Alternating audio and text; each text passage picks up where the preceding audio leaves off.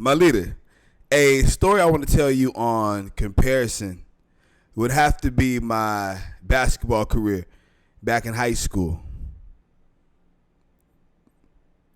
I started playing the game of ball at the age of 6, and it's something that's been in my life.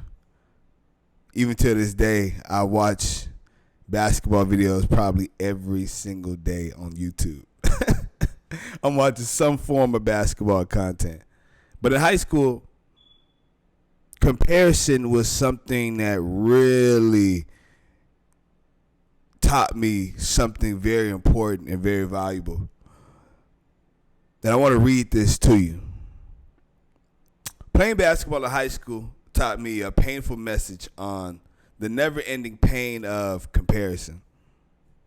Each year, as I strive to get better at a portion of my basketball skills, I would come back each year, and instead of admiring my progress, I would look to validate my growth based on where I was better at than someone else. It didn't matter if I was getting external validation, like, wow, Michael, you've gotten faster, or your handles are incredible, or even your endurance is ridiculous, man. Can you run all day? All of these magnificent compliments, and they didn't matter. All I could think about was, yo, my jump shot is not as good as my boys over there. He is cold. My ability to dunk is not there yet. Dang, my point guard's passing ability is ridiculous. You know, point guard passing like CP3. Gotta do jump shot look like Steph Curry. Like, yo, can't see my gifts because I'm looking at everybody else. It seems like, yo, that person just got their growth spurt too. You know, when you're in high school, people get a growth spurt. Like, yo, he got a growth spurt before me. Comparison. It's like, as a team, it's hard to be in a team environment when you're constantly comparing even your teammates.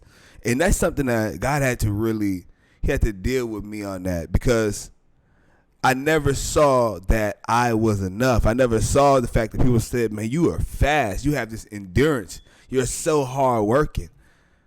Like, wow. You know, you're always the first to try to do one of the workouts, or you're sprinting up and down like the suicide lines where you go from, oh, man, that's a whole different story to get into. But what I'm saying is, I had a lot of strengths, but comparison will never allow you to look at your strengths, because the very root of comparing is to take your eyes off of. I gotta take my eyes off of myself and gaze around. See your value, my leader.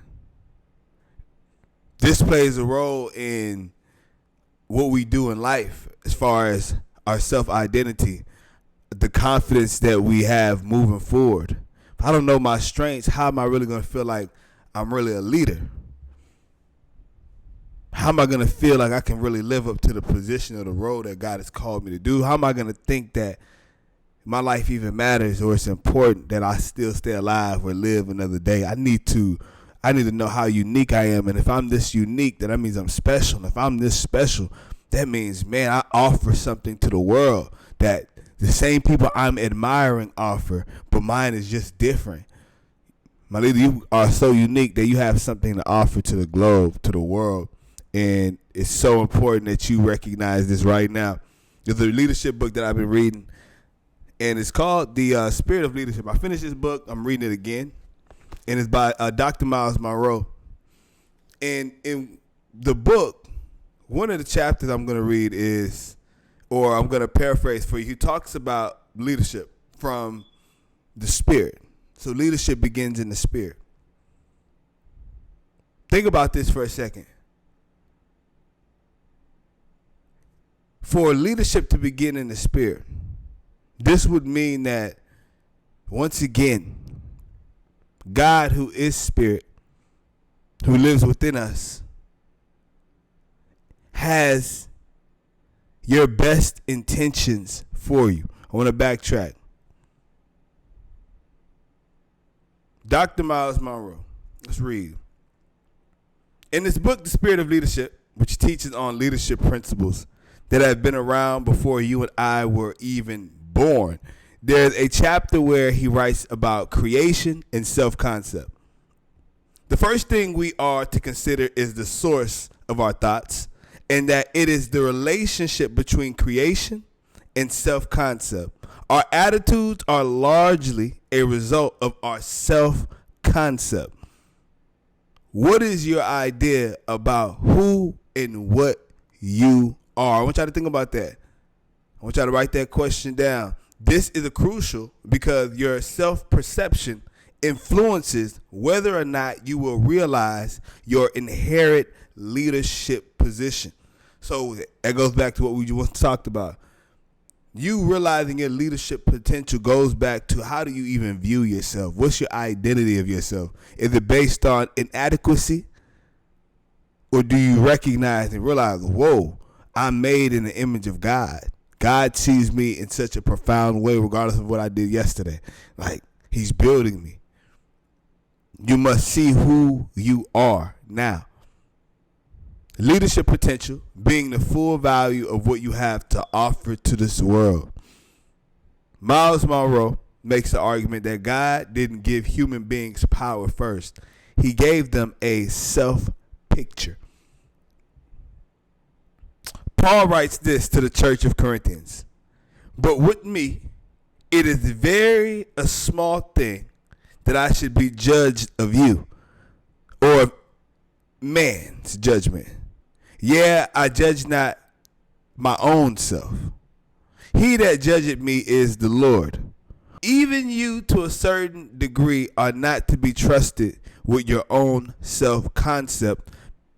Let me say that again. Even you, me, to a degree, are not to be trusted with our own self-concept because it still falls beneath the perception of God's view and the word of who you are and who I am. This is why we are to lean closer to God for a true understanding of our values.